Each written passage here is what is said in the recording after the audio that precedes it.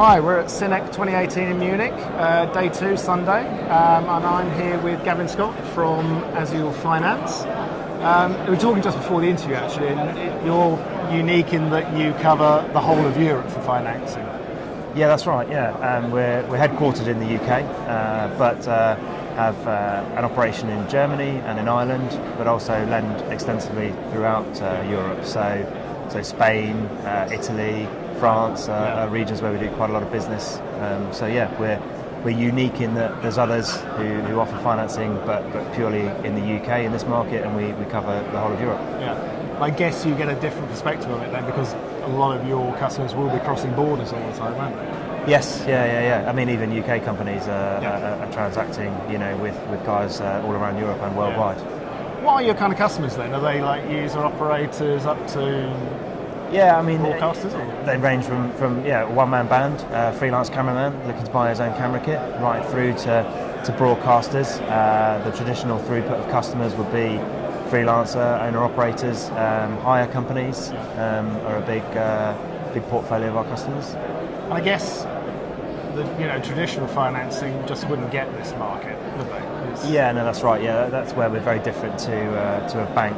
For a bank, this market is seen as high risk. It's too specialist. They don't understand it.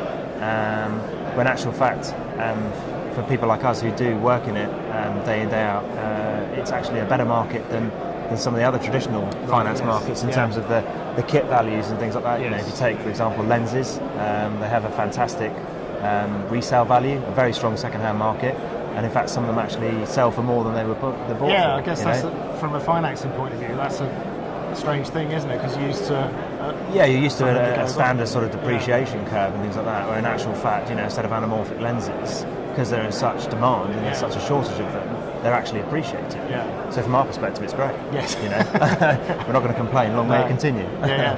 And I guess the high cost for, especially an owner-operator, being able to finance it with someone that understands the business and can talk to them with knowledge of the industry is a massive plus for them. Yeah, absolutely. It's for a freelancer to make an investment in a camera. It's a big step. And then they've got to consider whether they're going to put glass on it as well and things like that. And not very many people have sort of 50 to 100k sitting around the bank. So coming and talking to us and finding out how we can help them to spread that cost. And where we're different to banks as well is we'll sit and listen to what a customer's trying to achieve and then tailor a solution around it. So yes, we have vanilla solutions, but we're very much about listening to what they're trying to do and then bespoking something around that so that it works for them. And aren't you're the preferred partner with some manufacturers, aren't you? Yeah, that's right. Yeah, so we are the preferred partner for Sony. We are also for Fujinon, for Canon. So we run specific financing programs for those guys. So when they're looking to do some sort of special promotion, then they work with us to actually, deliver something to the marketplace. And you do like 0% finance deals on some things? Or, yeah, that's right. Yeah. So for example, at the moment, must be quite painful for you for doing 0% finance, though, is it? No. Yeah. It's for us. It's we still get paid, but it's quite an innovative way of people. Manufacturers delivering product to the marketplace and making it affordable for customers. So, for example, at the moment we have a 0% promotion running with Sony for their Venice camera, which is obviously proving quite popular in the marketplace and being well received. We have a 0% running with Fujinon on some of their lenses, and we also sometimes have 0% with Canon as well. So customers like it. Yeah, that's good. And again, that. No, how long have you been going? Since so we set up in 2004. Yeah. So you've been and do you find the same customers come back time after time? Do you build up a relationship with someone? Yeah, we have a lot of repeat customers. Because for them it's quite easy to come and talk to us, pick up the phone.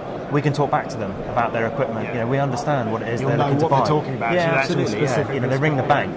And A, the banks are completely inefficient, and B, they haven't got a clue what they're talking about. No. So for a customer, it's quite refreshing to know they can just pick up the phone to us.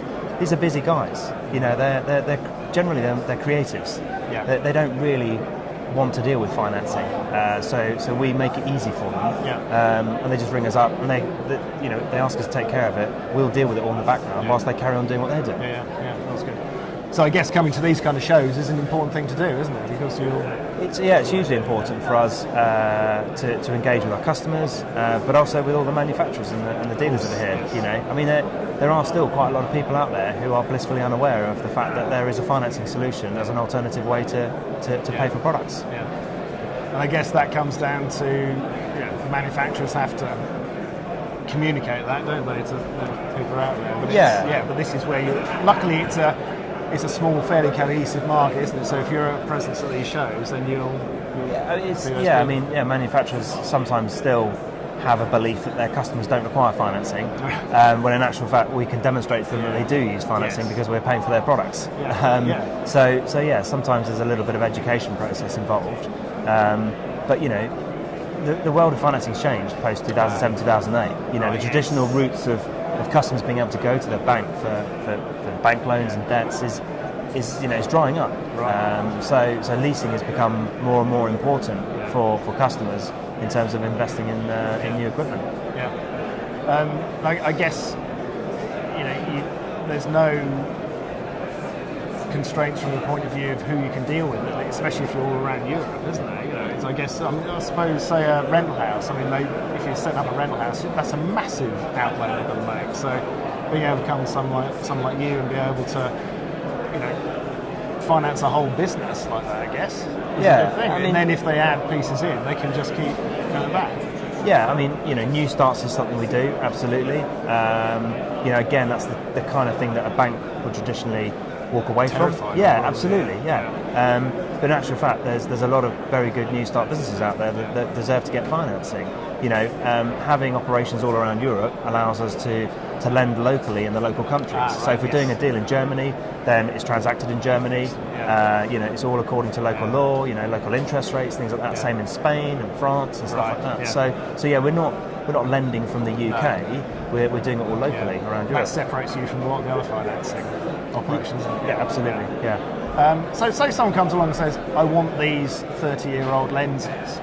Do you have to look then with an eye of understanding the market that they're probably going to go up, or there's other lenses that will suddenly become regarded as classic, and you have to keep your ear to the ground a little bit, I guess. You do, and that's why being a specialist and only operating in this market allows you to have your finger on the pulse and be aware of what's going on and look at the shift in the marketplace of where technology is going and what's happening. Over the last few years, lenses, anamorphic lenses has really, really grown as a result of digital cameras being put on the marketplace. The whole look and feel given from the digital camera now has to be softened by a lens. And that's the kind of thing that, appreciating that there's a big shortage of lenses. The supply and demand issue at the moment is creating people to go looking outside of the traditional sources of having to wait for say a Cook or someone like that to manufacture them a set of lenses, which may be an 18-month waiting list. They're going to try and find a set of vintage lenses. Somebody will have a set of vintage lenses in their loft somewhere that they've had for 20, 30 years that now all of a sudden is worth 3-4 times what they originally paid for them, and there's somebody willing to pay for that. But how you finance that is obviously a bit of an interesting challenge, because typically people are saying, well, we finance every 3 or 5 years, that's the maximum age of the equipment. But for us, well, we know that they're a safe investment. Absolutely. Lenses, the technology is glass. It's not going to change. The fundamentals of it, So once there's the demand like this, then it's a safe bet for us. So well, thanks for spending the time to talk to us. No, thank you. It's a fascinating business because you've probably got a bigger overview of this whole industry than a lot of people, specialists in their own areas. But you have to stitch the whole thing together to keep track of it, don't you? Yeah, you get to see all different aspects of it, across all the different genres and everything. So it's fascinating to work in. It's great. It's really rewarding. So thank you very much, and hope the show's good for you, and we'll probably see you at the BSC Expo. Brilliant. Thank you. Good Cheers. to